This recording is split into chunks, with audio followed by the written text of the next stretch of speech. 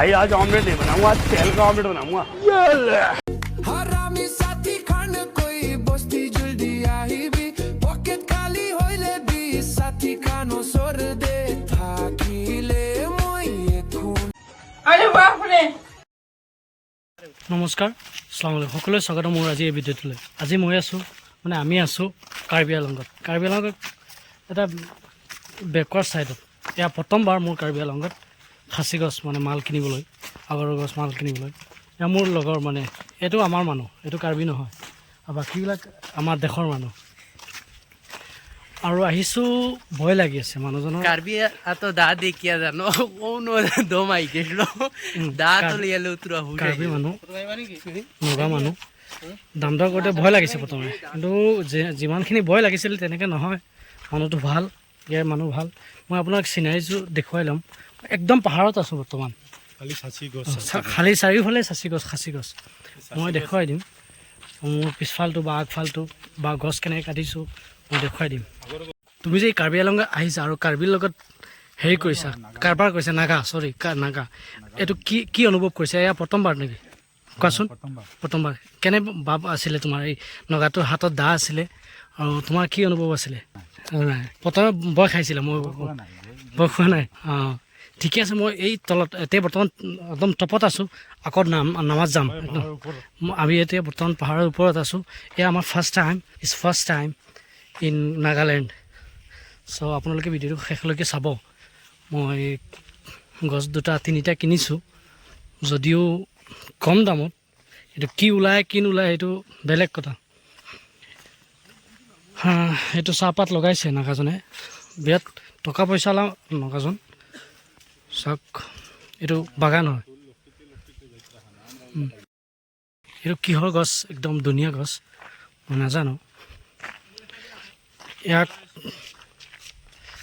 অঁ এইটো স্কুল নেকি এইটো স্কুল হয় সিহঁতৰ কিবা মেৰি কম কিবা কিবি আৰু এইটো পঢ়িব নোৱাৰিলোঁ সিহঁতৰ ভাষাত লিখা আছে আৰু মোৰ পিছফালে পূৰা পাহাৰ জংঘল আৰু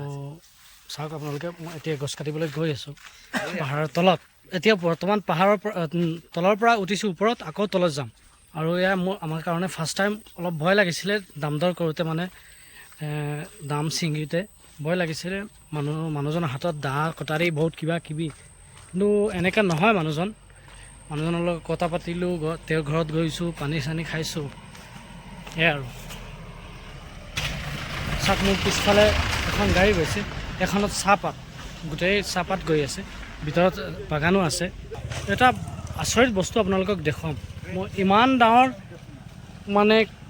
এটা পোক আমাৰ ইয়াতে সৰু কিন্তু এইটো ইমান ডাঙৰ মই কেতিয়াও দেখা নাই চাওক ইমান ডাঙৰ মই এইটো ফাৰ্ষ্ট টাইম মই দেখিছোঁ ইমান ডাঙৰ এটা পোক এইটো কি পোক কয় মই নাজানো বাপৰে ইমান ডাঙৰ চাওক আপোনালোকে এখন দাৰ পূৰাপূৰি সমান হৈ গৈছে নাগালেণ্ড যেতিয়া আহিছোঁ একমাত্ৰ কাৰণ হ'ল খাচী গছ কিনিম যেতিয়া খাচী গছ কিনিছোঁ যেতিয়া এইটো কাটিব লাগিব ঘৰত লৈ যাব লাগিব সেইকাৰণে আমি মানুহ এজনক ভাড়া আনিলোঁ এইজন মানুহে কাটি দি আছে অলপ পিছত আহিব মালিকজন চাওক এইজন মালিক প্ৰথমে তেওঁ কাষ চাপিবলৈ বৰ ভয় খাইছিলোঁ কিন্তু তেওঁ এতিয়া ঘৰৰ পৰা চাহ বিস্কিট বা তামোল পাণ আমালোকে খুৱাবলৈ আহিছে এইবিলাক মোৰ ঘৰৰ মানুহ আৰু চাওক মানুহজন ইমান ভাল মানুহ মই চিন্তা কৰি প্ৰথমে ভাবাই নাছিলোঁ যে ইমান ভাল মানুহ হ'ব নাগাজন এজন এনেকুৱা নাগা একমাত্ৰ মানুহ নাখায় বাদ বাকী চব তেওঁ কেৰিড মানে তেওঁ খাব পাৰে চ' চাই থাকক মানুহজনে আমাৰ কাৰণে ইমান মৰম কৰিছে আৰু চাহপাত বিস্কিট আৰু তামোল চামোল আমাক আনিছে এতিয়া আমাৰ লগত মানে তেওঁ সহায়ো কৰিছে তেওঁ গছ কাটিবলৈ এতিয়া কৈছে যে মই কাটোঁ সি নিজে কাটি দিছে আমাক মানে কাটি পেলাই মানে চব সি কৰিছে চাওক আপোনালোকে সি মানুহজন 50ৰ ওপৰত বয়স কিন্তু এতিয়াও ডেকা মই এটা কথা ক'ব বিচাৰিছোঁ যে আমাৰ মানুহ যদি 50 হয় তেতিয়াহ'লে তেওঁ চিন্তা কৰে মই কেতিয়া মৃত্যুবৰণ কৰিম কেতিয়া মৰিম কিন্তু এইজন মানুহ চাওক সি কয় যে মই আৰু 100 বছৰ বাচিম এনেকুৱা চিন্তা কৰে ইমান শক্তি ইমান মানে পাৱাৰ ষ্ট্ৰেংথ ইমান শৰীৰত আমাৰ মানুহবিলাকে চাওক যিজনে ডাল কাটি আছে এইজনে একদম পানী তিতি গৈছে আৰু এইজন চাওক কিমান শক্তিশালী মানুহ চাওক ইমান মানে তেওঁৰ এনাৰ্জি তেওঁৰ গাত তেওঁক কৈছোঁ আমাৰ গাঁৱত এবাৰ আহিবলৈ। তেওঁ কৈছে ঠিক আছে আহিম। চাওক মানুহজনে কিমান মানে ষ্ট্ৰং মানুহ, সেইটো আৰু চাই থাকক আপোনালোকে ভিডিঅ'টো সকলো। আৰু লাষ্টত কি হয় কি নহয় আপোনালোকে মই জনাম, আমাৰ ভিডিঅ'টো কণ্টিনিউ চাই থাকিব। মাল যিকেইটা কাটিছোঁ আলহামদুলিল্লাহ ভাল কাটিছোঁ, আৰু কম পইচাত কাটিছোঁ। আপোনালোকে যদি এনেকুৱা মাল বা এনেকুৱা গাছ কাটিব বিচাৰে মোৰ লগত কণ্টেক্ট কৰিব বা মোক জনাব, মোক মেছেজ দিব। সেই টাইম মই এড্ৰেছ দি দিম, আৰু আপোনালোকে গৈ পেলাই এই মানুহজনৰ, এই বাগানৰ মালিকজনক আপোনালোকে কণ্টেক্ট কৰিব বা মই মিলাই দিম। আপোনালোকে গৈ কাটিব পাৰে নিজৰ হাতে, বা মালিকজনেও কাটি দিব পাৰে। বস্তি যাবলে টাইম আহিছে, আৰু ক্ৰিছমাছ বি ওচৰ হৈছে, পকেট খালী আছে হইলে বি বস্তি আৰু চব পাহাৰৰ নিচে তলৰ পৰা আমি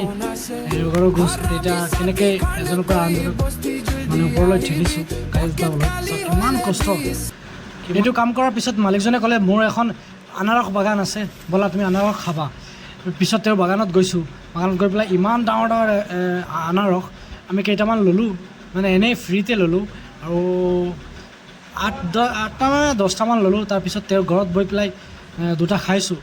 আপোনালোকক মই দেখুৱাম কেনেকৈ খাইছোঁ। সি কাটি দিছে তেওঁৰ ঘৰত, এই নাগাজনৰ ঘৰত। আমি একদম বিন্দাছ খাইছোঁ। প্ৰথমে বয় খাইছিলোঁ, কিন্তু বয় খোৱাৰ একোৱেই নাই। চাওক তেওঁৰ ঘৰখনৰ চাৰিওফালটো একদম নেচাৰেল ঘৰটো, মানে কোনো খালী উডেন।